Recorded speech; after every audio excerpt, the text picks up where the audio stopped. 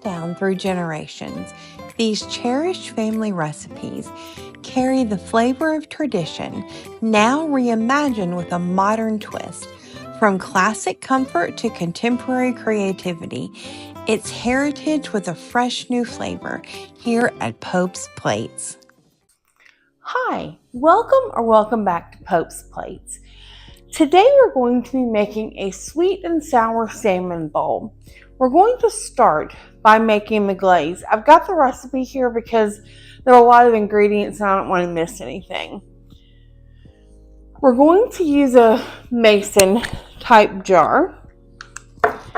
And the first thing we're going to do is add 3 garlic cloves, minced. Now, the way I'm going to do this is use a little bit of garlic paste and a little bit of jarred garlic. As we usually say, it is always better to use real garlic, but we don't have that.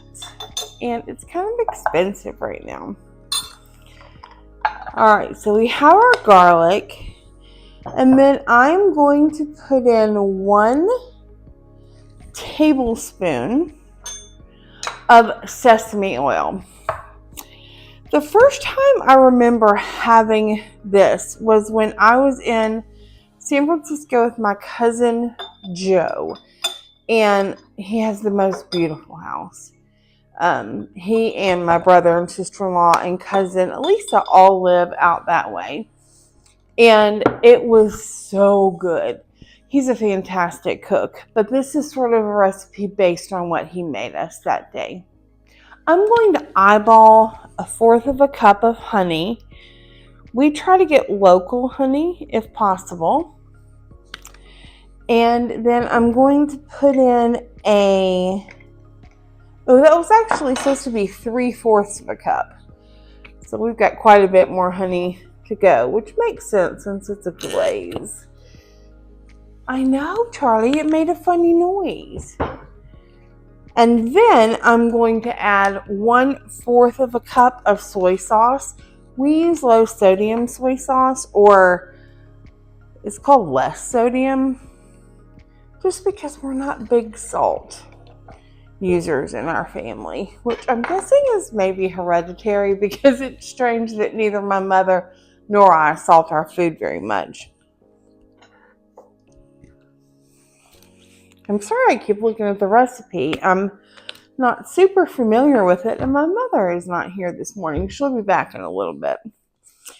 So we're going to add 1 teaspoon of lemon juice. I would use it out of a jar. I think my mother might be home. Charlie's very excited. I would use the lemon juice out of a jar just because there's so little in there. And then we're going to add 1 tablespoon. I am not adding 1 tablespoon. It calls for 1 tablespoon of sriracha. I am going to add 1 teaspoon because I am a wimp. Alright, it also tells us to add 1 tablespoon of butter. I think I'm going to overrule that because I don't think it will melt, and add 1 tablespoon of olive oil. I'm going to eyeball that. This is a nice thick glaze. Now, we are going to give this a little bit of a shake and let these flavors meld while we find out what Charlie was barking about and while we make the rest of our salmon bowl ingredients. For our salmon bowl, we are going to bring about 3 cups of water to a rolling boil. I'm going to add some salt. Sorry, my back is turned to you. We are going to prepare the ingredients for our salmon bowls. Now, here's the top. Let me put this back here. we are going to make a little bit of a bar. Some ingredients are going to go in, definitely. And others, my mom and I just don't like the same things. And so she's going to have some cold stuff on top of hers. And I'm going to have some cold stuff on top of mine. But first, we're going to start our hot, or not hot. Yeah, ingredients that we cook with the salmon. So I'm just going to chop these mushrooms. These are button portobellos, baby portobellos. I'm not going to use all of them in this dish. I'll use these. And I'm going to cut them not tiny, maybe in 6 or 8s. These give a nice meaty texture. Not that the salmon doesn't bring a meaty texture, but this just adds to that, especially if you want it to be a little bit more hearty. Those look great. Next, we are going to add some broccoli florets.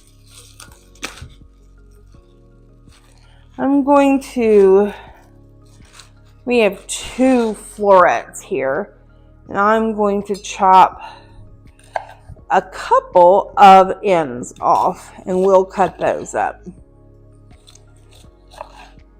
You know, one thing I love about this recipe is that you can make it for people who don't like several ingredients, and it really doesn't matter because you can leave the ingredients out, or you can do like we're doing and kind of make a salmon bar out of them. These are actually small enough that I'm not having to cut them too much. That's fantastic. All right, I am going to get these little floret. Well, no, I'm not. I'm going to add those to our bowl. All right, I'm going to clean up our bowl and we'll be right back. Our rice has come to a rolling boil. I'm going to eyeball how much I'm going to put in this. I have it on high. I'm going to turn, great. I'm going to turn this down because, oh my goodness, rice boiling over is one of my pet peeves. So I'm going to give it a stir. Again, sorry my back is to you. I'm going to give it a stir and I'm going to turn this down. Put the top on it and let that cook. Now the final ingredient in our, I guess, warm ingredients is our salmon. This is going to be humorous. I have never skinned salmon before. First time for everything. Feel free to laugh. It's going to be funny, I have a feeling. Okay, the first thing I'm going to do is cut this in half because it feels too big to work with. Yes, this is going to be humorous. Let me get some scissors. Okay, we have some scissors. I'm going to cut just so that I have smaller pieces to work with. Now, I'm going to channel my inner, what's his name? Morioto. He's the Iron Chef. I seem to remember that when you fillet or remove the skin from fish, you just go across the bottom and, I did it! And release the skin. I'm so amazed that I actually pulled that off. I'm going to finish this and then we will cube our salmon. It does get a little bit harder the thicker the salmon gets, but I did it. Fantastic. Okay, I'm going to cube this probably pieces, let's say about this big, maybe a little smaller. So I'm going to cube our salmon, and then I will get back to you, and we will cook this and the cold ingredients. I like pineapple on mine, and so I'm going to put some pineapple in a bowl, some I just realized I forgot the onion. I'll cut the onion, put that in here. So we have cucumbers, pineapples, and tomatoes as our cold ingredients. When Mom gets home, she will put avocado in. One thing I have noticed is that there have been a couple of little pin bones in here. They're unpleasant to eat, but as long as it's cooked, it's not going to be too dangerous for you. But I would try to pull those out if you can. Y'all, sometimes I amaze myself. This is one of those times. It's not that it's not, I mean, it's pretty easy, but it also takes a little bit of skill, and it looks so hard when the Iron Chefs do it. It's not pretty. I mean, if I was on Iron Chef, I would get a very poor score for plating, but I'm just impressed. It also takes a good knife. Make sure that you have a good knife.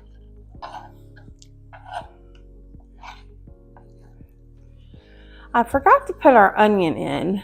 I've washed our board with soap and water. We have a new knife because I don't want anything to transfer. I'm going to take half of this onion. I'm going to put the rest over here. Because there are so many ingredients, we don't need a whole lot. Oh goodness, we got some onion paper. I'm not cutting it. Move these bowls. Too small. And we're just going to put this in. All right, we have onion, salmon, mushrooms, and broccoli. You could put zucchini and eggplant, really anything that you want in here. This is what we're going to put in here, and we're going to put it on the stove. So I'll see you back at the stove. We are going to heat up our oil. Oh, look, it came on pretty quickly. I'm going to add about a tablespoon of oil, and I'm going to let that get hot. Our rice is boiling. I'm going to make sure that that's got enough water, and it does. We're going to let our oil get hot, and then we're going to add our ingredients. Okay, let's get a spoon type device, and we're going to add these in. I don't know if you can hear the sizzle. Oh goodness, broccoli overboard. Now, I'm going to turn this down. Our high is 6, so I'm going to turn it down to 3, so medium. We're going to cook this until our salmon is opaque. While we do that, I'm going to prepare some of the cold ingredients and make sure that I'm keeping an eye on my salmon. I have 3 bowls for our cold ingredients. The first one, and I just use this for the onion. The first one is tomatoes. I'm not going to use the whole tomato because I don't think my mom uses this. I honestly can't remember. I love tomatoes. My favorite thing.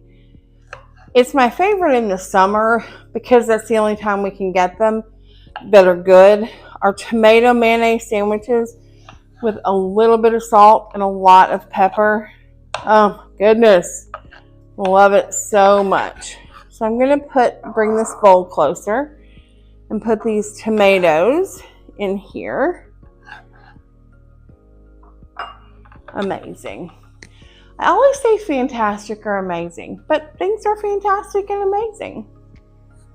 I am going to give our salmon a stir.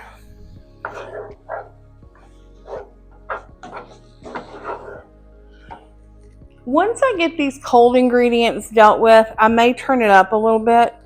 I just didn't want it up high when I wasn't paying attention. Let me unwrap this cucumber. One of the stores I shop at is fancy. Again, I'm going to use about half of this. If it were up to me, I would peel it. My mom doesn't love that. And I'm fine with the skin. It's just not my favorite. So I'm going to cut this cucumber. And we want it to mirror the size of the salmon and the broccoli. Just so that it'll look nice. Because you eat first with your eyes, as I've been told. I love the smell of cucumber. One of Charlie's favorite snacks is cucumber. He loves them frozen. Okay, don't come at me. The other ingredient I love in here, but I feel sure my mother will not, is pineapple. I like pineapple on a pizza. I'm in the minority, I know. So I'm going to cut some pineapple spears, just one, and put that in our cold bar. Our salmon is looking great. I am going to turn our volume down, turn our temperature down. I'm going to give our dressing a shake, and I'm going to add about half of it. We're going to keep the rest to glaze over the top. We're going to give that a stir. Oh, that looks beautiful. It smells beautiful. So I am going to set this aside and wait until my mom gets home, and we're going to put our bowls together.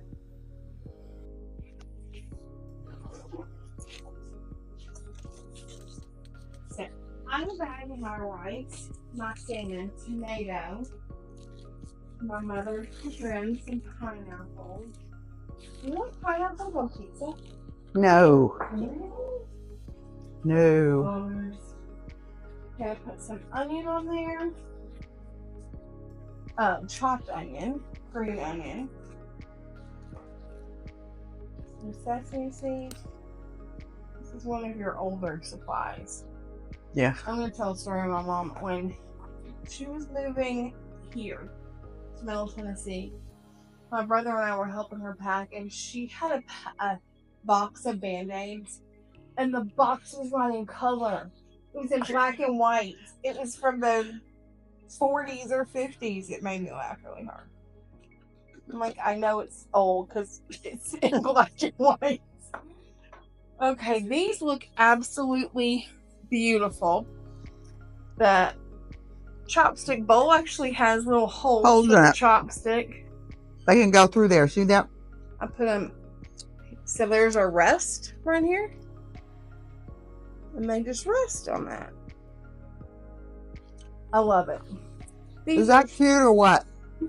These are great. It's good for a family that's coming over. It's good for a holiday. Anytime you want to have a make your own, this is fantastic. I told you that I said fantastic too much. This is great. You're going to love it. If you make this, let us know. And also let us know what you would put in this. Until we see you again, let's keep cooking.